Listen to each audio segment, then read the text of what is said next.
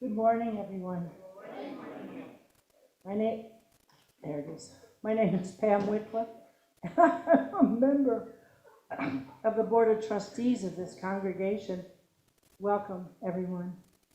The Unitarian Universalist Fellowship of Elkhart is a welcoming community, encouraging religious freedom, nurturing individual, spiritual, and ethical growth, celebrating diversity, and promoting a just and sustainable world. That is our mission. If you'd like to learn more about the fellowship, please look at our website at uufe.org and join us after the service for our coffee hour. Please, at this time, so everyone can enjoy the service, we ask that you turn off your cell phones. And I'll have to turn mine off a little bit. And also, if you need hearing support, please get help at the sound desk in the back. Thank you.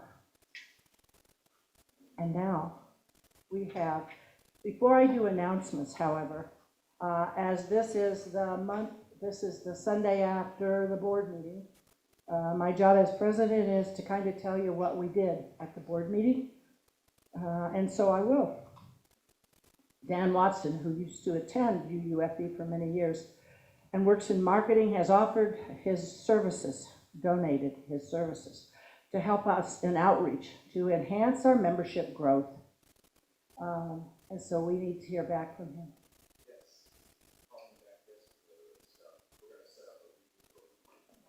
Good. So there you go. Ken Claiborne, Ron Gill, and I attended a safety and security conference at the Lerner Center, and we got several good ideas for UUFE about safety and security. We just, excuse me, and we also discussed at the board meeting, and we all agreed that we probably need a defibrillator here in our building, and then probably have to have somebody learn how to use it. That might be good too. Yeah, okay. Well, that.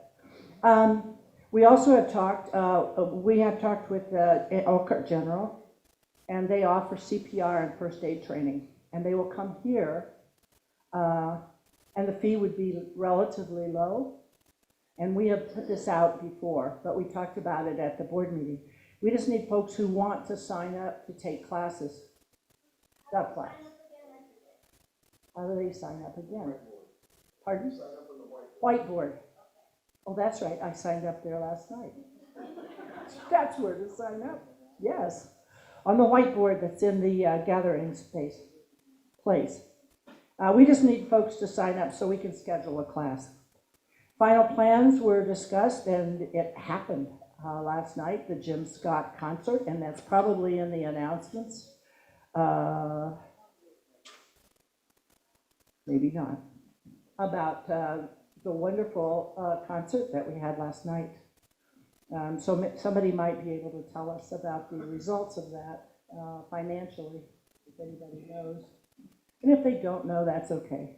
We had a good time. The committee fair is ready to go. I have a feeling I'm covering some of the announcements. The committee fair is ready to go and will be held during potluck this month, which is next week. Everybody check out all the committees and see what it is we do here and how you might want to get involved, how you'd like to get involved, because many committees could use your services and your talents. The proposed budget for 24-25 was discussed and approved for the annual meeting that will be held in May. Annette Long and Terry Mark were approved as our delegates for the MidAmerica Regional Assembly that's going to be held in Madison, Wisconsin on April 19th and 20th.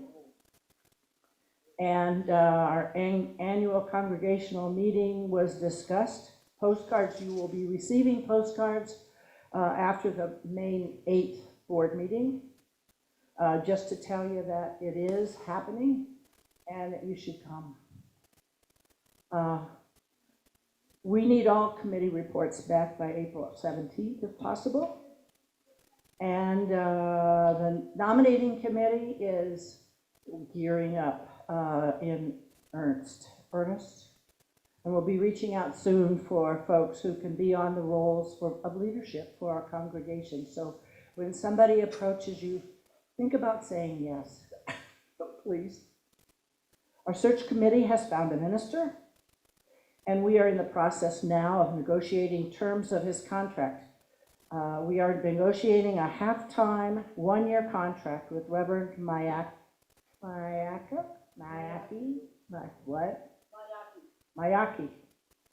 and we'll keep you all updated as to what this contract, about the contract and the results of the negotiation.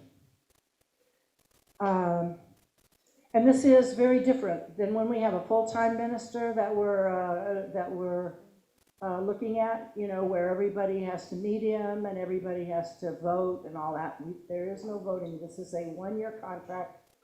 It's done primarily through the board, and he will be responsible to the board as a contract, you know. I mean, you'll get to meet him, but eventually you'll get to meet him. So he'll be hired by the board based on the recommendations of our terrific search committee, who relied on what all of you said in the small group meetings that we had of the things that you would like a minister to do. And now the announcements, which I've probably covered many of them. The committee fair on April the 21st is an announcement. Committee chairs, yes, we need. Your annual reports are due to me in the next few days. Our annual meeting is the third Sunday in May on the 19th, after we finish potluck. So when your tummies are full, then we'll listen to the annual meeting and we'll vote for things. Rich Hackle's memorial service was tentatively scheduled for Wednesday, June the 19th in the evening. And a memorial service for Kenley Englefield is being held on Saturday, June the 1st at 1 p.m. And there'll be visitation and refreshments afterwards. Later this month, we'll have a volunteer clipboard on the Ivy Island for both of these services for folks to bring, to sign up to, you know, have someone do the board, someone do the ushers, some folks bring the food, that kind of thing, for both services. And then the CPR thing we just talked about, and that on County Road 9 Johnson Street cleanup will be Saturday, April the 20th at 9 a.m., organized by Steve Crider. Sign-up sheet is on the Ivy Island, and a possible rain date is the 27th of April. And there we go. Okay.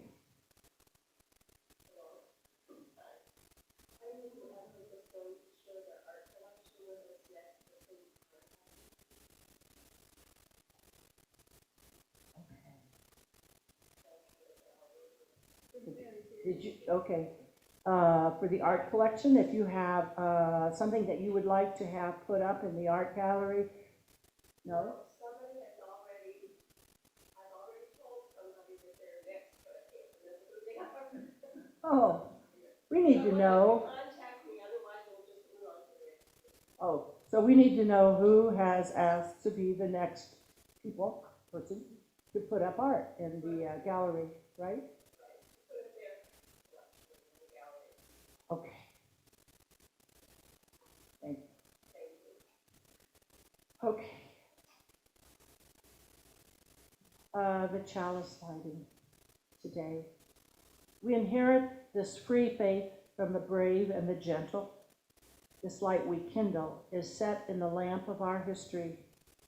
We inherit this free faith from the brave and the gentle, fierce and the outspoken, hearts and minds that have come before us. Let us be worthy inheritors of this faith, and through our good work, pass it boldly to a new generation.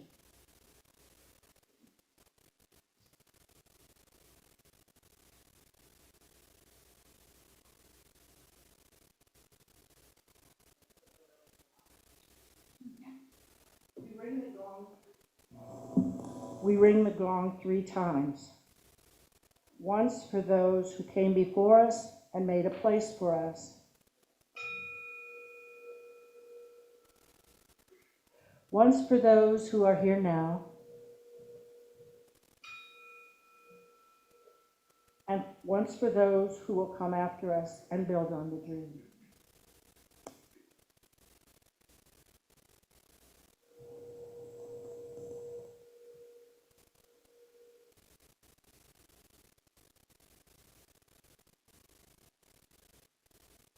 And now if we could all read the covenant, UUFE covenant, that is probably in the order of service. Love is the spirit of this church, and service is its law, to dwell together in peace, to speak the truth in love, and to help one another. This is our covenant. And now it's time for our offering, which we share each week. And the kids can go to RE. I'm sorry. I couldn't find the program.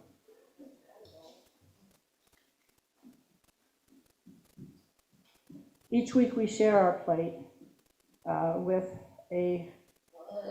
someone in our community, a group in our community that shares our values.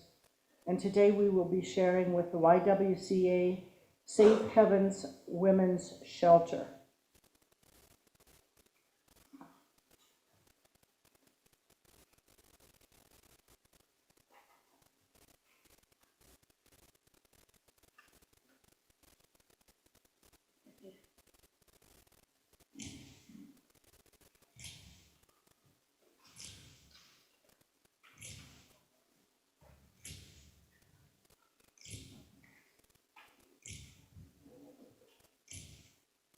We shall be known by the company we keep, by the ones who circle around to tend these lives. We shall be known by the ones who sow and reap the seeds of change alive from deep within the earth. It is time now. It is time now that we cry. It is time we lead ourselves into the well. It is time now, and what a time to be alive in this great turning. We shall learn to lead in love. In this great turning, we shall learn to lead in love. We shall be known by the company we keep, by the ones who circle round to tend these lives.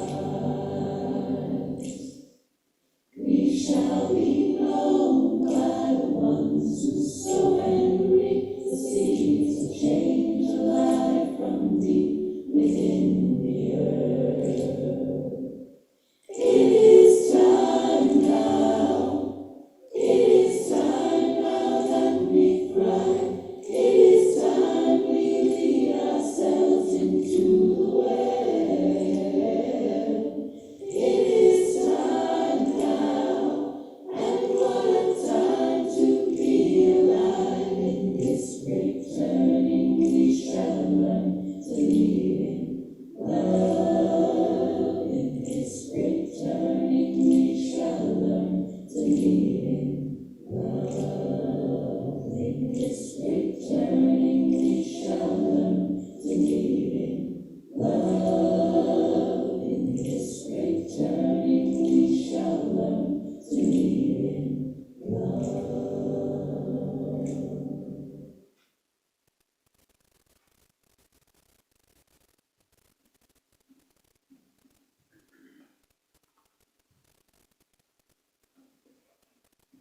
Good morning. I'm going to begin my time at the podium with an act of radical inclusion that I learned at General Assembly last year, and that is to fully introduce myself to members, visitors, and those who represent the different intersections that we all inhabit. So my name is Terry Mark. and I've been a member of UUFE for 19 years. I'm a 54-year-old Chinese American male with gray black hair and glasses. I'm wearing a burgundy, olive green, and white plaid shirt. My pronouns are he and him, and I was born on and live on the ancestral lands of the Potawatomi and Miami peoples. I have a reading that I would like to begin with. It is a call to worship written by the Reverend Viola Abbott, who is the minister at Coastal Virginia Unitarian Universalists in Virginia Beach, Virginia. It is from a package of worship resources titled The Promise and the Practice that Reverend Abbott and other Black UU religious professionals created in 2017. It is called Toward a Place of Wholeness. We are Unitarian Universalists. When we lift up our 7 principles, some of us think of them as a form of theology, but they are more important to our collective than that. They do not tell us what we should believe. They tell us how we should be. They tell us how we should act in the larger world and with each other. We are brought here today by the fact that Unitarian Universalism has fallen short of the image that was presented to the world and to many of those who embrace this religion. We are also brought here today by the truth that Unitarian Universalism has shifted course to move toward a place of wholeness, a place that perhaps never existed for us as a denomination. It has been a long and sometimes unforgiving road to today, but we are here today because we are mindful of that past and because we have hope for the future. We want the practice of this faith to be a fulfilling manifestation of its promise. Open your hearts, seek new ways of understanding. Come, let us worship together.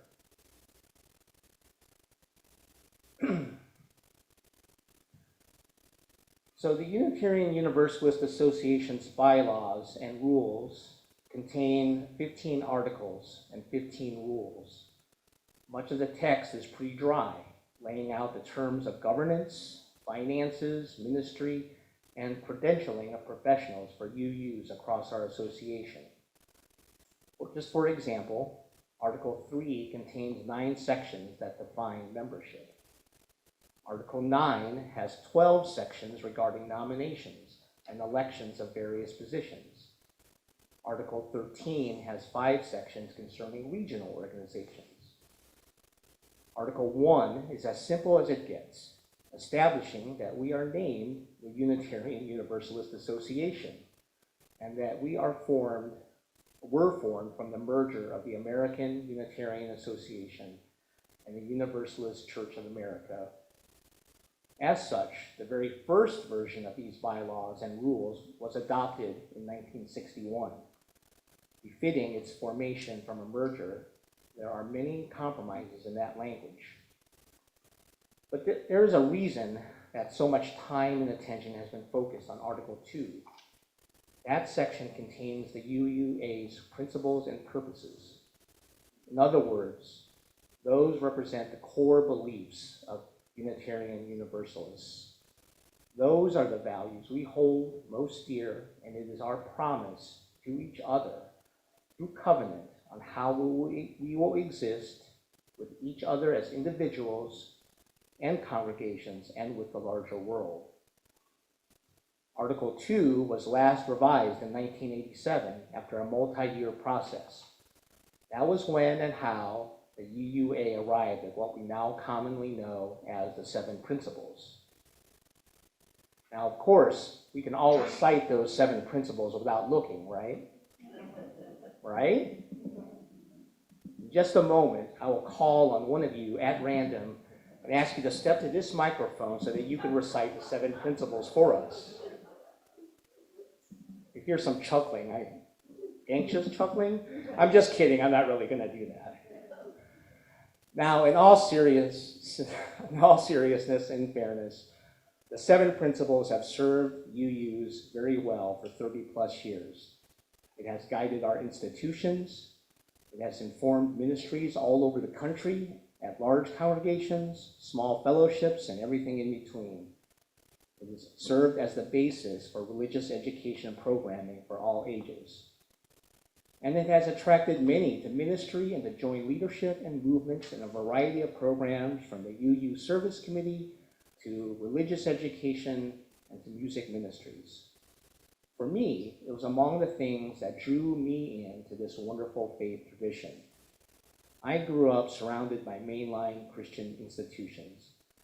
And at various times, I attended United Methodist churches and became close friends with some evangelicals in college. Socially, those institutions worked for me at that time, but only to a limited degree. But the core values and beliefs of those faith traditions never felt right to me. Unitarian Universalism, represented by the 7 principles, really spoke to my head and my heart. When I read them, it really touched at the core values that I hold most dear. Things like the inherent worth and dignity of all, being a part of an interdependent web of existence, reverence for democratic processes. But as we all know by now, UUs like to question things. Now, I don't want to belabor this point, but I want to go over some of the problems that became apparent to many UUs over the years. First of all, they're hard to remember. The language hardly rolls off the tongue. The verbs used in the 7 principles are affirm and promote. Not exactly action verbs. There isn't a whole lot there to really inform us on what to actually do about something like inherent worth and dignity.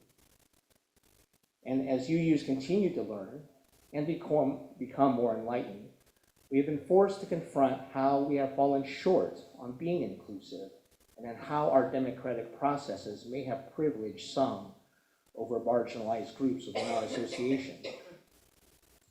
With General Assembly in 2017, there was a significant movement to adopt an 8th principle to dismantle racism and build multicultural community. Indeed, many congregations adopted this 8th principle, though the UUA did not. There's also been discussion of amending the 1st principle to address non-human life. The 5th principle was studied in a 2009 report that dealt with how well General Assembly and other UU gatherings embodied inclusive democratic processes. The 7th principle, about the interdependent web, has also been the subject of conversation about possible revisions. Clearly, UUs have been itching for something better for a long time. So how did we get to where we are today? This formal process, which we're all about to hear more about, began in 2020. That's when the UUA Board of Trustees appointed the Article 2 Study Commission. Our bylaws call for a review of Article 2 every 15 years. And this process began about 17 years ago, or since the last one. Diverse representation on the commission was a priority for the UUA board. One of the commission's members was Paula Cole-Jones, a co-author of the 8th principle about dismantling racism. There were also commission members representing UU young adults. From here, the commission used multiple avenues to have conversations with individual members and encourage congregations to have local discussions, all on how Article 2 should be revised to be relevant to a new era. There were online resources such as webinars. And then the Article 2 Study Commission facilitated numerous workshops at the 2021 and 2022 General Assemblies. Ahead of last year's General Assembly in Pittsburgh, the commission presented its draft revisions to the UUA board, and then was published for all UUs to see. Naturally, there were a lot of discussions during the sessions, the plenary sessions at General Assembly. Were there amendments proposed? Of course, we're UUs after all. 5 of them were ultimately approved with 80% or higher majorities. And there were other amendments that were also rejected by similar margins. But there's been more work done since 2023 General Assembly, The commission incorporated the amendments that passed into a revised draft. They continued having discussions with the people who presented the successful amendments just to tweak the language, and then they just reviewed the whole thing with what they call a plain language review to make sure that it all still made sense without changing any of the meaning. In November of last year, the Commission presented its final proposed revision, and it has again been published for all of us to see. A second process for UUs to submit additional amendments ended on February 1st, 2024. Each amendment required at least 15 congregations to endorse in order for it to be considered at this upcoming General Assembly. This virtual-only gathering will be from June 20th to 23rd. And and as a member congregation, we will have, I believe, 2 delegates, just as we have every General Assembly. So I mentioned that local congregations were encouraged to have conversations within their memberships about these revisions.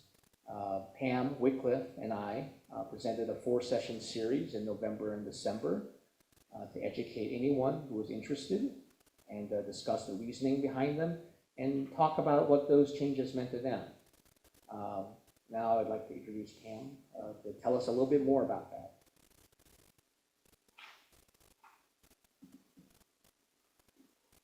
Actually, there's not much more to tell about it. Terry pretty much said it all. The sessions that we had came from Wellspring. It's called UU Wellspring. And this was a group that began in 2005 by Reverend Jen Crow, UU, and UU Wellspring grew out of a yearning to develop Unitarian Universalist identity and spiritual growth. They're affiliated with UUA, but they aren't part of the UUA. They're just have an affiliation. And one such program that they devised was to take a deeper dive into with a coveted group about Article 2 of the Unitarian Universalist bylaws, which will be coming up for final vote, as Terry said, at General Assembly, which is called GA, for folks who, when they hear the word GA now, they'll know that it has to do with that. We purchased this program with Terry's encouragement, and we started the first class in November 18th of last year. We completed the sessions in December, and there was a lot of homework for each session that our participants did. They did it. And we had group sessions for 1.5 hours on 4 different Saturday mornings. And today's service will be participants. All of them were participants of this program that we had. The first session that we had was about covenant, and we used that session from the proposed Article 2 to explore and live into. The second session was called Purpose, Inspirations, Inclusion, and Freedom of Belief. The third was Love, exploring the centering value in the proposed Article 2. And the fourth was about those values and connecting the values and their meanings in our lives and communities. We are covering the entire article, but we have moved the order of the sessions around, but all the material in this morning's service is within the program that we took last winter. We can use this program again at no additional cost. If anybody would like to do these sessions, they would be available for us to use until General Assembly, and I think after that it's not possible. So if anybody's interested, we can put together another session, whether it be Zoom or in person. And now I'd like to ask Steve and Terry to, oh yeah, it's Ken, yeah, and Steve, to come up and do your thing.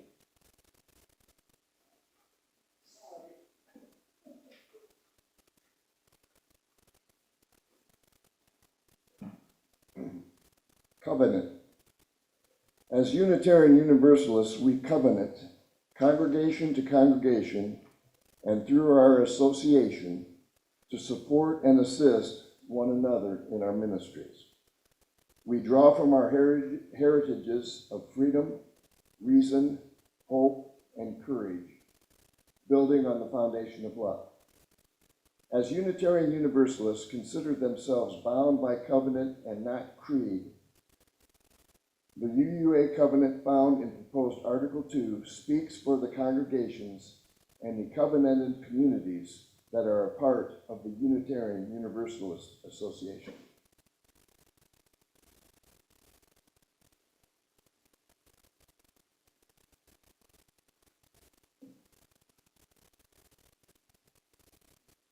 This will cover the purpose.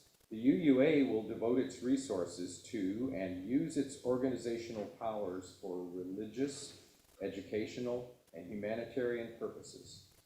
Its primary purposes are to assist congregations in their vital ministries, to support and train leaders, both lay and professional, to foster lifelong faith formation and spiritual development, to heal historic injustices, to support and encourage the creation of new UU communities, and to advance our UU values in the world.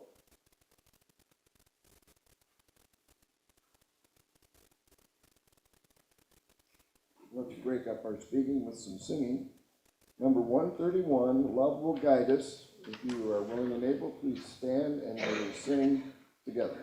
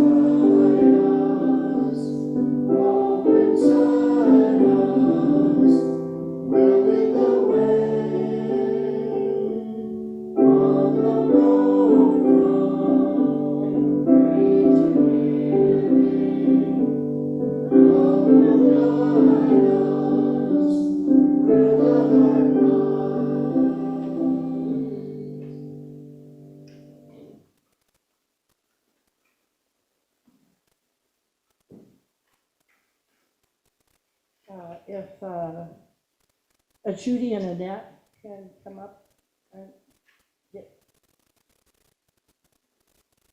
Love is the power that holds us together and is the center of our shared values.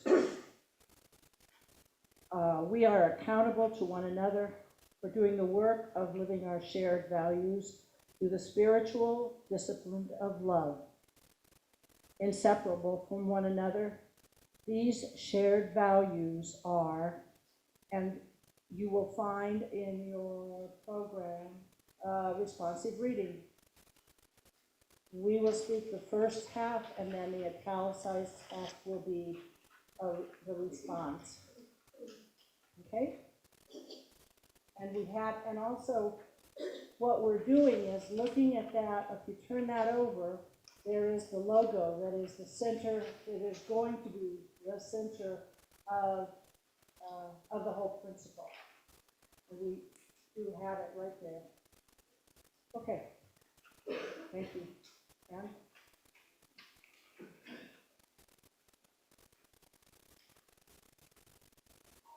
Interdependence. We honor the interdependent web of existence with reverence for the great web of life, and with humility we acknowledge our place in it. We covenant to protect Earth and all beings from exploitation. We will create and nurture sustainable relationships of care and respect, mutuality and justice. We will work to repair harm and damaged relationships.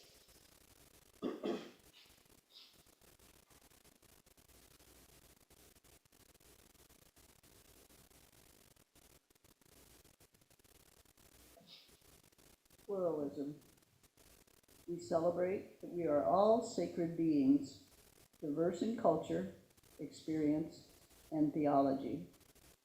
We covenant to learn from one another in our free and responsible search for truth and meaning.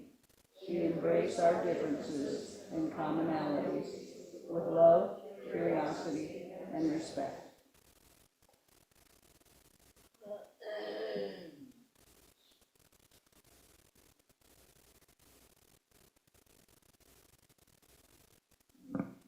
Justice. We work to be diverse, multicultural, beloved communities where all thrive. We covenant to dismantle racism and all forms of systemic oppression. We support the use of inclusive democratic processes to make decisions within our congregations, our associations, and society at large.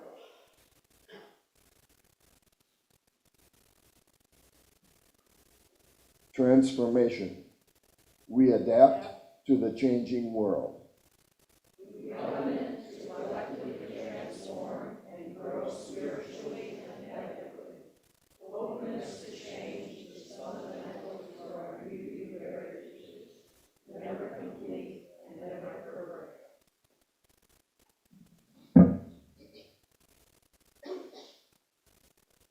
Generosity. We cultivate a spirit of gratitude and hope. We covenant to freely and compassionately share our faith, presence, and resources. Our generosity connects us to one another in relationships of interdependence and mutuality. Equity. We declare that every person has the right to flourish with inherent dignity and worthiness. We covenant to use our time, wisdom, attention, and money to build and sustain fully accessible and inclusive communities.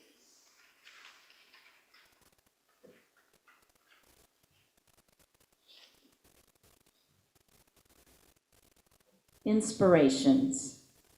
Direct experiences of transcending mystery and wonder are our primary sources of UU inspiration. These experiences open our hearts, renew our spirits, and transform our lives. We draw upon and are inspired by sacred, secular, and scientific understandings that help us make meaning and live into our values. These sources ground us and sustain us in ordinary, difficult, and joyous times. We respect the histories, contexts, and cultures in which these sources were created and are currently practiced. Grateful for the experiences that move us, aware of the religious ancestries we inherit, and enlivened by the diversity which enriches our faith, we are called to ever deepen and expand our wisdom.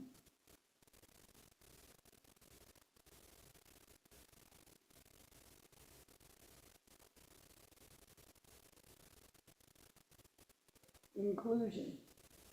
Systems of power, privilege, and oppression have traditionally created barriers for persons and groups with particular identities, ages, abilities, and histories.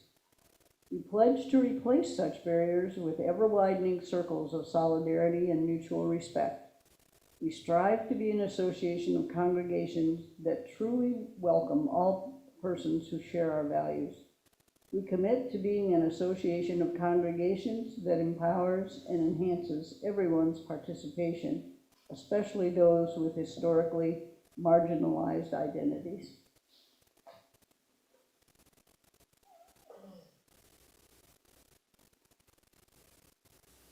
Freedom of belief. Congregational freedom and the individual's right of conscience are central to our UU heritage. Congregations may establish statements of purpose, covenants, and bonds of union so long as they do not require that members adhere to a particular creed.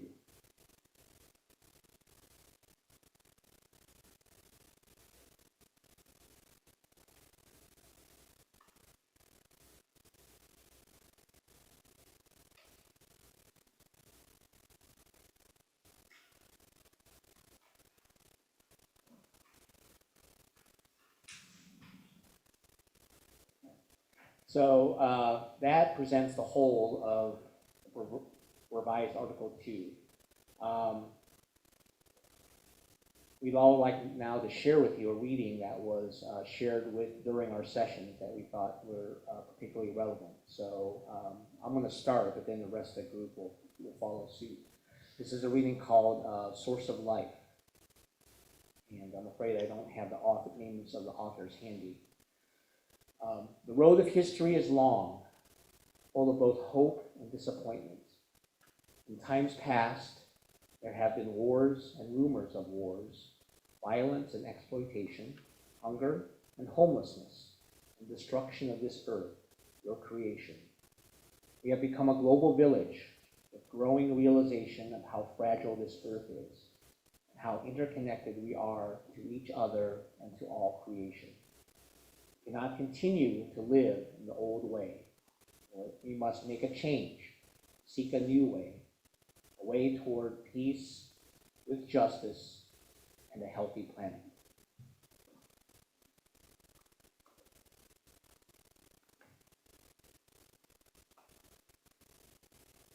Great creative spirit, great creative spirit.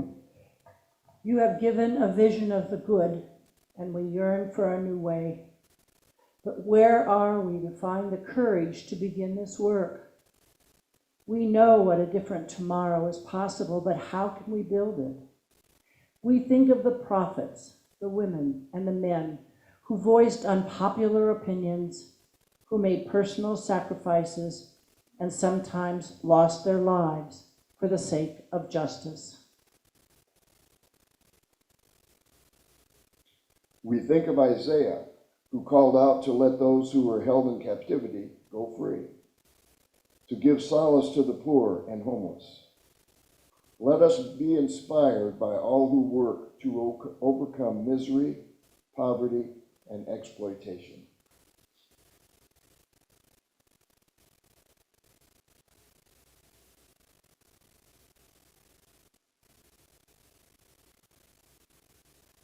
We think of Harriet Tubman, who called out to people of will to join her on an underground railroad, to lift dehumanized people from the bondage of slavery to the promise of freedom. And even when it meant challenging unjust laws, let us be inspired by those who are outlaws for freedom.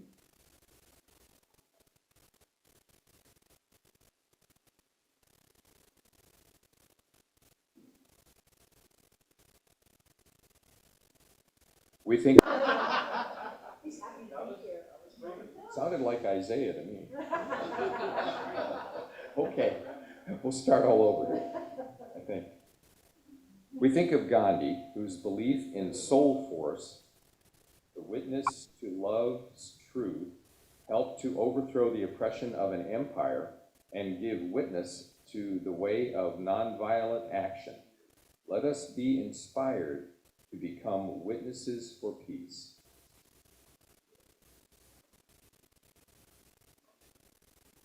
We think of Chief Seattle, who reminded us that we belong to the earth, not the earth to us. Let us be inspired by all those who work for the healing of creation, of Mother Earth and all her creatures.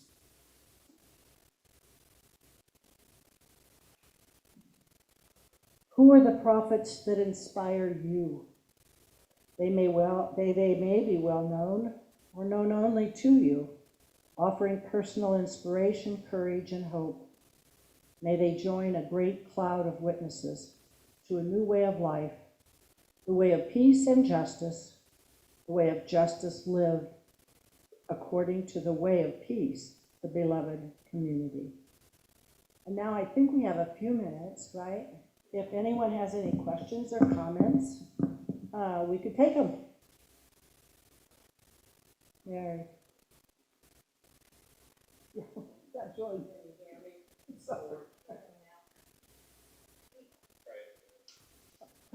Can you hear me? Okay. I couldn't help but notice that the whole issue of gender was never mentioned, and that all of the sayings at the end were male. And I know that the UUA does not discriminate against females, but I think that in our society, it's something that's still underlying. That's all. I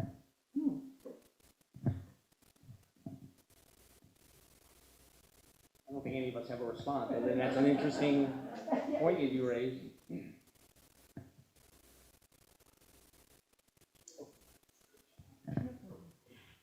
I wasn't able to come to the sessions that you had. I think we were out of town or something, but what does this replace? Does this replace something, or is this just new stuff? It replaces the 7 principles and the sources.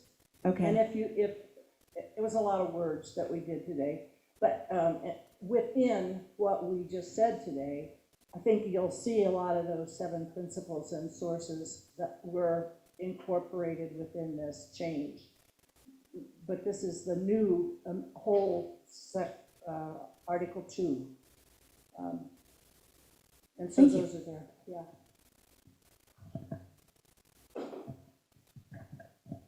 I don't think you have the answer to this, but because it hasn't been approved by the General Assembly yet. But I'm thinking of all the wallet cards and literature, everything that had been based on the 7 principles, the beginning of our hymnal, it lists them up.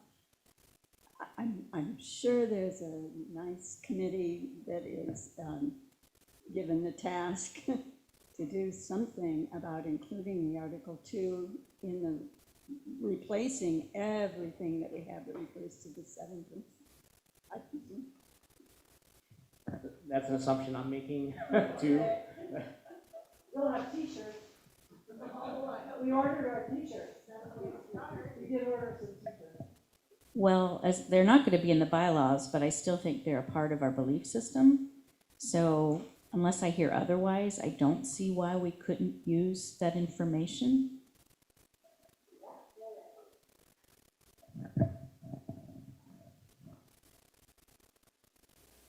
I wanted to just add, I personally like the idea, the graphic isn't up on the screen, it's on the back of your handout, but the fact that we have something that's much more visual for us to look at and understand what really matters in terms of our values.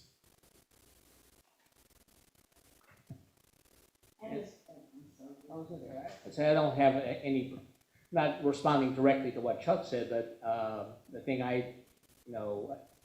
some of the criticisms or comments that I heard at General Assembly were fear or anxiety that the 7 principles were being replaced. And I would say that I don't believe the intent is to erase, because that's part of our history.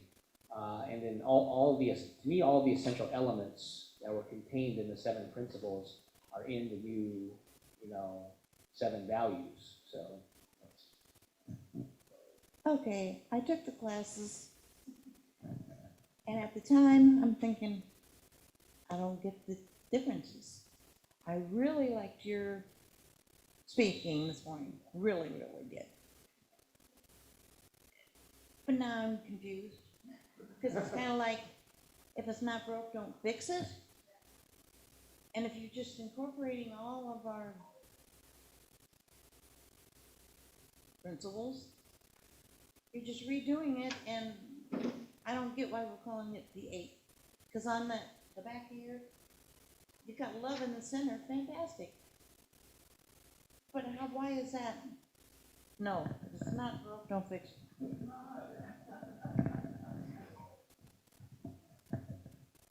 Do we have any comments from the folks in the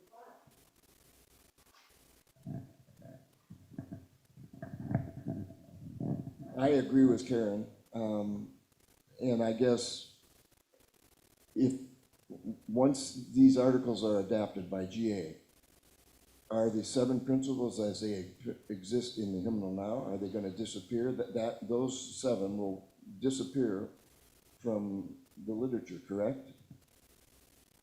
They're so easy to refer to now, and people, we've lived by them. I fail to see the need to, where the reasoning was for expanding on this.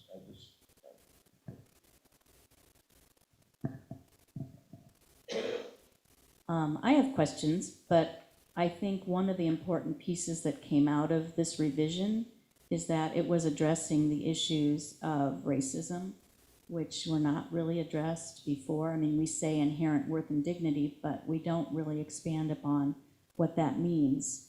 And I think that was a large part of what led to people proposing an 8th principle. So as I understand things, I think this was a way to be more inclusive in what we believe.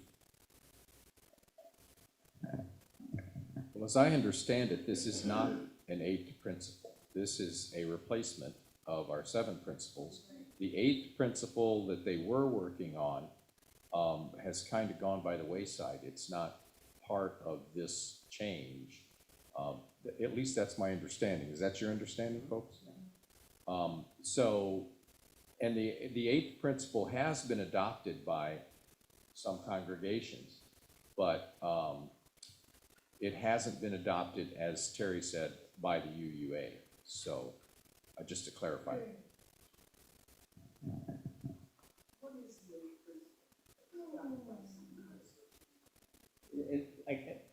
It related to working to dismantle racism and build multicultural communities. I can't.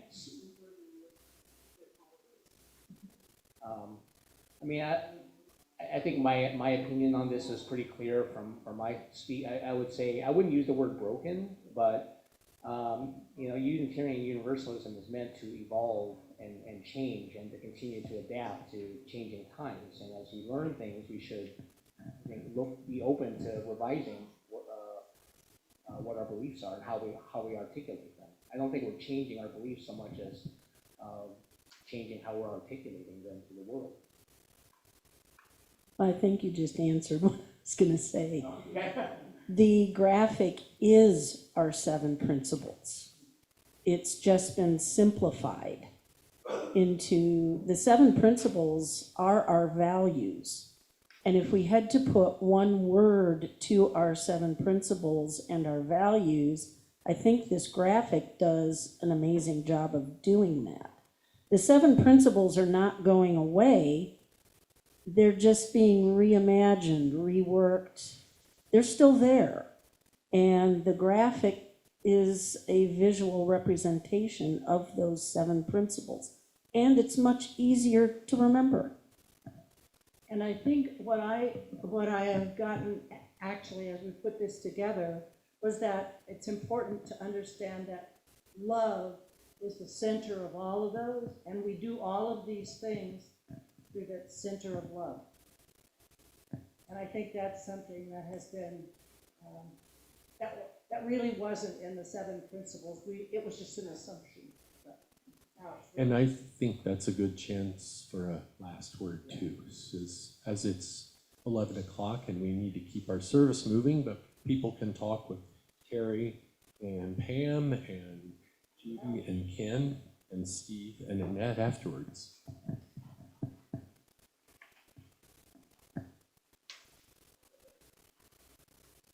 I'm unprepared for this last part.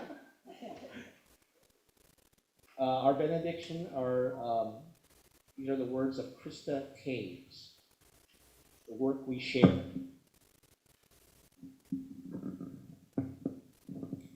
It is our work, shared with each other in covenant, that creates and sustains this beloved community. We extinguish this chalice, that its light lives on in the directions we have chosen today. The light of this faith lives on in us, together, in our hearts, minds, bodies, and spirits. Amen, and blessed be.